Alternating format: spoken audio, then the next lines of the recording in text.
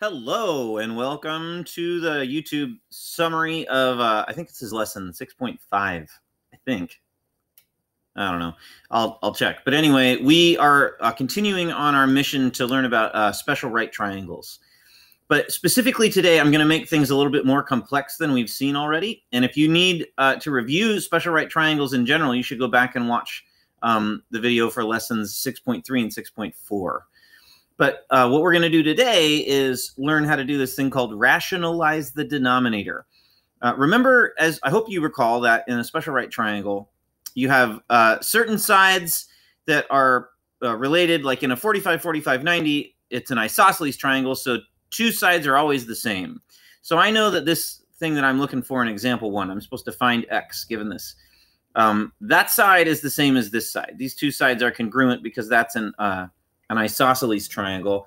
And then there's this proportional relationship, which is that the hypotenuse is related by taking that value there and multiplying it by the square root of 2.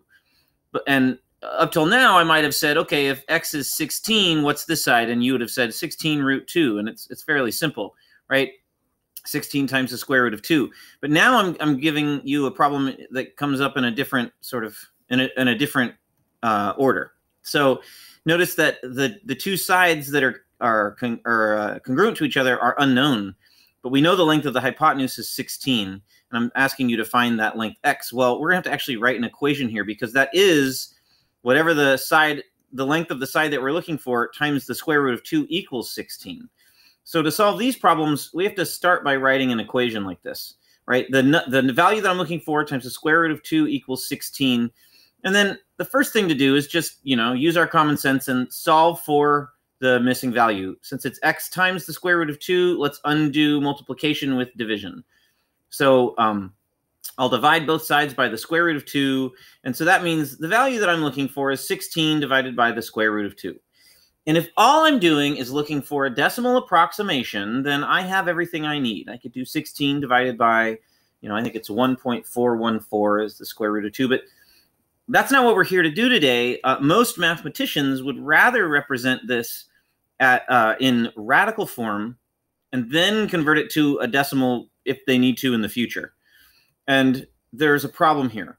Mathematicians also, when we have irrational numbers in the denominator, an irrational number like the square root of 2, which is a non-repeating, random, infinite decimal, goes on forever, it's really difficult to divide by those.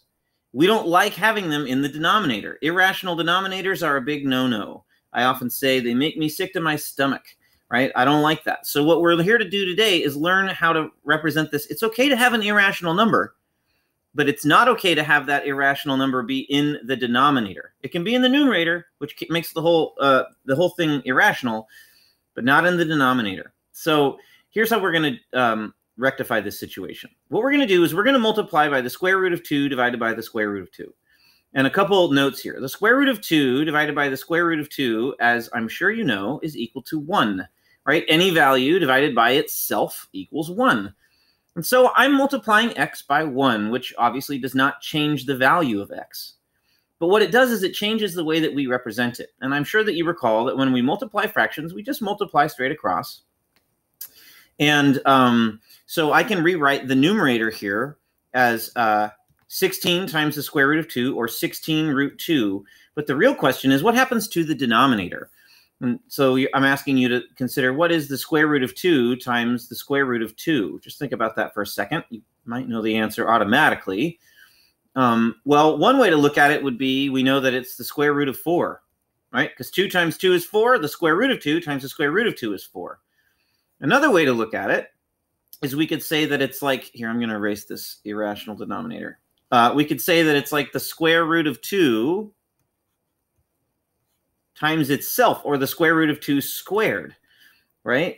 And remember that the square root and the squaring, those two things undo each other. And so that's just 2, right? The square root of 2 times the square root of 2 is the square root of 4, which is 2. Or we're undoing the square root symbol by squaring it. So the answer is that it's 2. So by multiplying the square root of 2 by the square root of 2, I've taken that denominator from being that ugly, ugly irrational number to making it a nice, neat integer, the number 2. And I can even go further now because I can do 16 divided by 2. It's 8. And so the answer here is that the length of x is 8 root 2. And there's nothing more that we can do to simplify that. And again, if I want a decimal, I can just do 8 times the square root of 2. But this is what we want to do. We want to represent it in radical form, but we do not want an irrational denominator like this square root of 2. Let's look at one more example. So here we have a 30, 60, 90. And in the 30, 60, 90, there are 3 different sides. And as you can see here, the shortest side is the one that we label x, the one across from the 30-degree angle. And so that would be this side here. The longest side, the hypotenuse, the one across from the 90-degree angle, is double that. It's 2x. And then the medium side, the one across from the 60-degree angle, is x root 3. And so in this example, the given information is that we know the length of the medium side which is the x root 3 side, that equals 8. And so we're going to figure out what x equals so we can then use it to figure out what y equals by doubling it. So let's solve this equation. It's going to look a lot like example 1.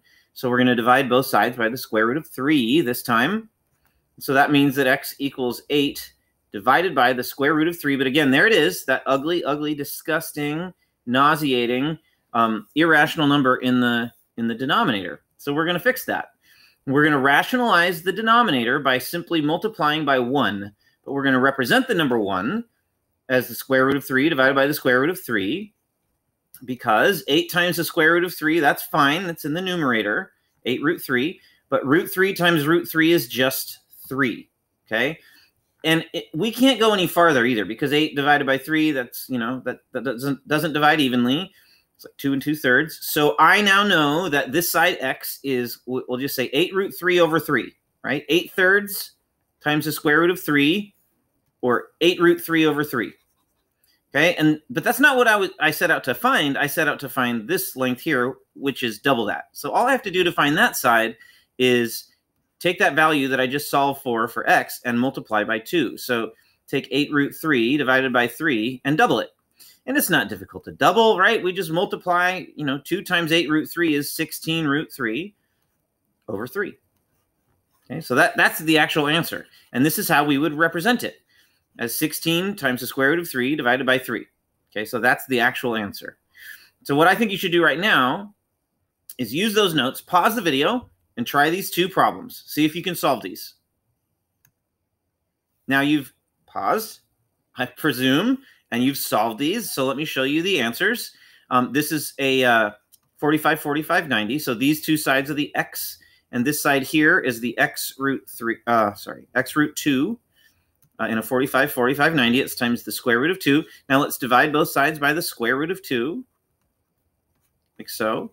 And so x is 26 divided by root 2, but then we have to rationalize the denominator by multiplying by root 2 over root 2.